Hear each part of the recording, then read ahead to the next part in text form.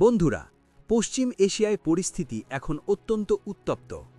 হঠাৎ করেই যুক্তরাষ্ট্র তাদের নাগরিকদের পশ্চিম এশিয়ার ১৪টি দেশ থেকে দ্রুত বেরিয়ে আসার নির্দেশ দিয়েছে। এই নির্দেশ আসার পর থেকেই আন্তর্জাতিক রাজনীতিতে চাঞ্চল্য ছড়িয়েছে। প্রশ্ন উঠছে, এটা কি শুধুই সতর্কতা, নাকি বড় কোনো যুদ্ধের পূর্বাভাস? চলুন পুরো বিষয়টা সহজভাবে বুঝে নেওয়া যাক। মঙ্গলবার ভোরে মার্কিন বিদেশ দপ্তরের পক্ষ থেকে জানানো হয়, পশ্চিম এশিয়ার ১৪টি দেশে থাকা মার্কিন নাগরিকরা গুরুতর নিরাপত্তা ঝুঁকির মধ্যে রয়েছেন। তাদের যত দ্রুত সম্ভব ওই দেশগুলি ছাড়ার পরামর্শ দেওয়া হয়েছে। এমনকি বলা হয়েছে প্রয়োজনে যে কোনো গণপরিবহন ব্যবহার করে বেরিয়ে আসতে। এত বড় সতর্কবার্তা সাধারণত হঠাৎ করে দেওয়া হয় না। এর পেছনে থাকে বড় কোনো গোয়েন্দা তথ্য বা সামরিক আশঙ্কা। এই ১৪টি দেশের মধ্যে রয়েছে বাহরিন, মিশর, Iran, Iraq, Israel, Jordan, Kuwait, Lebanon, Oman, Qatar, Saudi Arab, Syria, সংযুক্ত আরব আমিরশাহী এবং ইয়েমেন।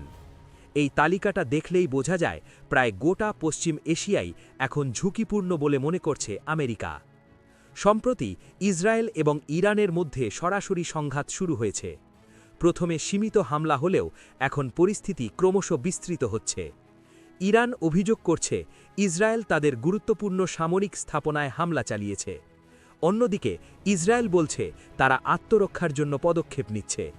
কিন্তু সমস্যা হল, এই সংঘাত শুধু দুই দেশের মধ্যে সীমাবদ্ধ থাকছে না।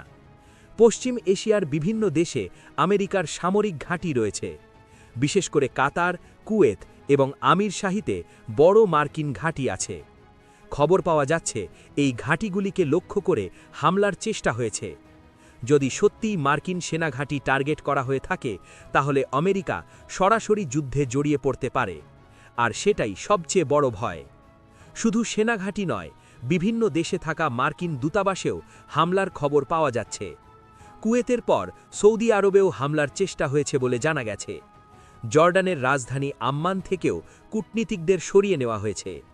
এই পদক্ষেপ সাধারণত তখনই নেওয়া হয় যখন পরিস্থিতি অত্যন্ত অস্থির হয়ে ওঠে।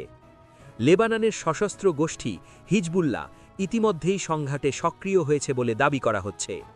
এই গোষ্ঠী দীর্ঘদিন ধরে ইরানের সমর্থক হিসেবে পরিচিত। তাই যদি তারা সরাসরি যুদ্ধে নামে, তাহলে সংঘাত আরও বড় আকার নিতে পারে। এই পরিস্থিতি শুধু পশ্চিম এশিয়াতেই সীমাবদ্ধ থাকবে না। ১.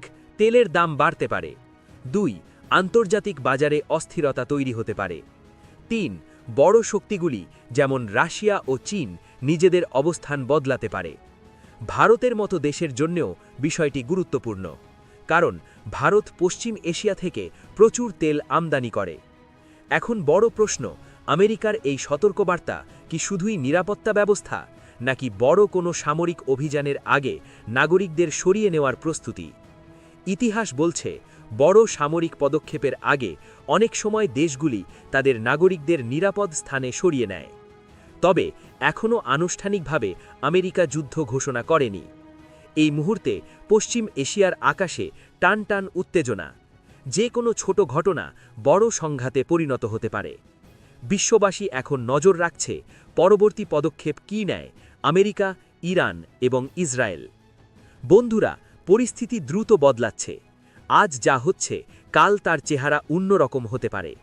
আমরা শুধু আশা করতে পারি যেন সংঘাত আর না বাড়ে এবং শান্তিপূর্ণ সমাধান বেরিয়ে আসে।